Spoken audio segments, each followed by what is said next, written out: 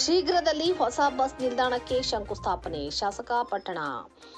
ಬೆಳಗಾವಿ ಜಿಲ್ಲೆ ರಾಮದುರ್ಗದಲ್ಲಿ ಶನಿವಾರ ಜರುಗಿದ 80ನೇ ಸ್ವಾತಂತ್ರ್ಯ ದಿನಾಚರಣೆ ಮಿನಿ ವಿಧಾನಸೌಧದ ಮುಂಭಾಗದಲ್ಲಿರುವ ಕುದುರೆ ಬೈಲಿನಲ್ಲಿ 30 ಕೋಟಿ ರೂಪಾಯಿ ವೆಚ್ಚದಲ್ಲಿ ನೂತನ ಬಸ್ ನಿಲ್ದಾಣವನ್ನು ನಿರ್ಮಿಸಿ ಪ್ರಯಾಣಿಕರಿಗೆ ಎಲ್ಲ ರೀತಿಯ ಅನುಕೂಲ ಮಾಡಿಕೊಡಲಾಗುವುದು ಎಂದು ವಿಧಾನಸಭೆಯ ಮುಖ್ಯ ಸಚೇತಕ ಅಶೋಕ್ ಪಟ್ಟಣ ಹೇಳಿದರು.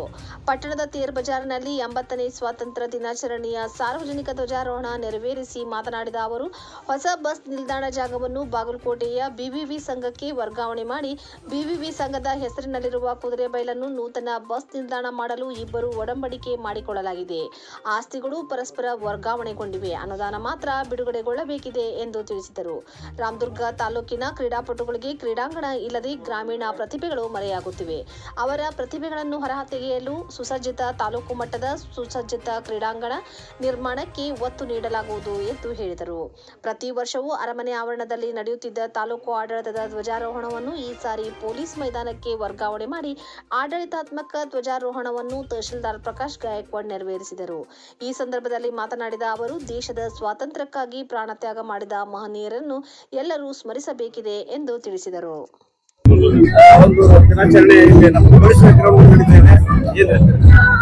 ಪೊಲೀಸ್ ದೊಡ್ಡದಾಗಿದೆ, ಚೆನ್ನಾಗಿ ಏರ್ಪಾಟ್ ಮಾಡಬಹುದು ಅಂತ ಹೇಳಿ ನಾವು ಅಲ್ಲಿಂದ ಇಲ್ಲಿ ಶಿಫ್ಟ್ ಮಾಡಿದೀವಿ.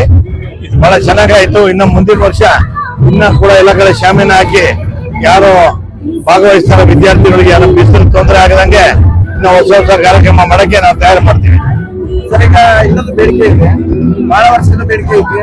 ಈ ತಾಲೂಕಿನ ಕ್ರೀಡಾಪಟುಗಳಿಗೆ ಒಂದು ಕ್ರೀಡಾಂಗಣ ಬೇಕಾಗುತ್ತೆ. ಅದನ್ನೇ ನಾವು ಸರ್ಕಾರದ ಮಟ್ಟದಲ್ಲಿ ಮಾತಾಡಿ ಪೊಲೀಸ್ ಗ್ರೌಂಡ್ ಕ್ರೀಡಾ ಬಯಲು ಮಾಡ್ಬೇಕು ಅಂತ ಯೋಚನೆ ಮಾಡ್ತಾ ಇದೀವಿ. ಎಲ್ಲದಕ್ಕೂ ಅನುಕೂಲ ಆಗುತ್ತೆ. ಪೊಲೀಸರಿಗೂ ಗ್ರೌಂಡ್ ಆಗುತ್ತೆ, ಬೇರೆ ಕಾರ್ಯಕ್ರಮಗಳಿಗೂ ದೊಡ್ಡ ಗ್ರೌಂಡ್ ಆಗುತ್ತೆ ಅಂತ ಯೋಚನೆ ಮಾಡ್ತಾ ಇದೀವಿ. ತಾಲೂಕಿನ ಎಲ್ಲರಿಗೂ ಎಲ್ಲ ಕ್ರೀಡೆಗೆ ಪೊಲೀಸ್ ಪರೇಡ್ ಎಲ್ಲದಕ್ಕೂ ಅನುಕೂಲ ಆಗುತ್ತೆ ಮಾಡ್ತಾ ಇದೀವಿ.